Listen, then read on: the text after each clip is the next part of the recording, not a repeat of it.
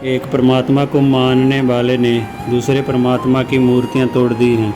वैसे यह कोई नई बात नहीं है, सदा से ही ऐसा होता रहा है। मनुष्य ये एक दूसरे के प्रतिस्पर्धी नहीं है, उनके परमात्मा भी हैं। असल में मनुष्य जिन परमात्माओं का सृजन करता है वे स्वयं भी उससे बहुत भिन्न नहीं हो सकते हैं। एक मंदिर दूसरे मंदिर के विरोध में खड़ा है, क्योंकि एक मनुष्य दूसरे मनुष्य के विरोध में है। एक शास्त्र दूसरे शास्त्र का शत्रु है, क्योंकि मनुष्य मनुष्य का शत्रु है। मनुष्य जैसा होता है वैसा ही उसका धर्म होता है। मनुष्य जहाँ होता है उसका परमात्मा भी वहीं होता है।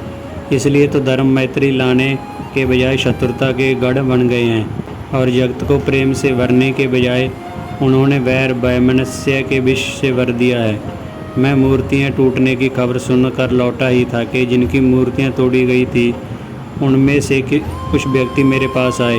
वे बड़े सात्विक क्रोध से भरे हुए थे। हालांकि कोई क्रोध सात्विक नहीं होता, फिर भी उन्होंने कहा कि उनका क्रोध सात्विक है, और वे जब तक विरोधियों के मंदिर को नष्ट नहीं कर देंगे तब तक चैन नहीं लेंगे।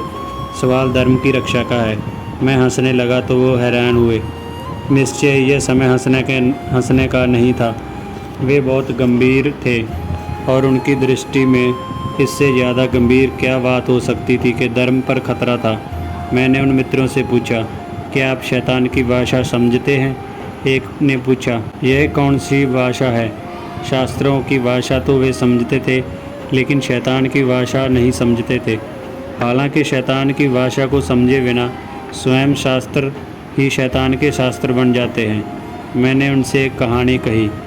एक नाव दूर देश जा रही थी, और यात्रियों के साथ उसमें एक दरिद्र फ़कीर भी था। कुछ शरारती व्यक्ति उस फ़कीर को सब भांति परेशान कर रहे थे। वह जब परमात्मा की रात्रिकालीन प्रार्थना में बैठा था तो यह सोच कर के अब तो वह कुछ नहीं कर सकेगा, उन्होंने उसके सिर पर जूते लगाने शुरू कर दिए। वह तो प्रार्थना में था, और उसकी आंखों से प्रेम के आंसू बह रहे थे। तभी आकाशवाणी हुई, मेरे प्यारे, तू कहे तो नाव उल्ट दूँ? वे व्यक्ति घबरा गए, और यात्री भी घबरा गए। मनोविनोद तो महंगा पड़ रहा था। वे सब उस फ़कीर के पैरों में गिर क्षमा मांगने लगे। फ़कीर की प्रार्थना पूरी हुई तो वह उठा और उन लोगों से बोला, घबराओ मत। फिर उसने आकाश की ओर मुँह उठाया और कहा, मेरे प्यारे प्रभु, यह तू कैसी शैतान की भाषा में बोल रहा है? तू कुछ उल्टने की ही लीला करना चाहता है तो इनकी बुद्धि उलट दे। नाव उल्टने से क्या होगा? फिर आकाश घोषणा हुई, मैं बहुत खुश हूँ, तूने ठीक पहचाना। वह वाणी मेरी नहीं थी। जो शैतान की भाषा पहचान लेता है वही फिर मेरी भाषा पहचान सकता है।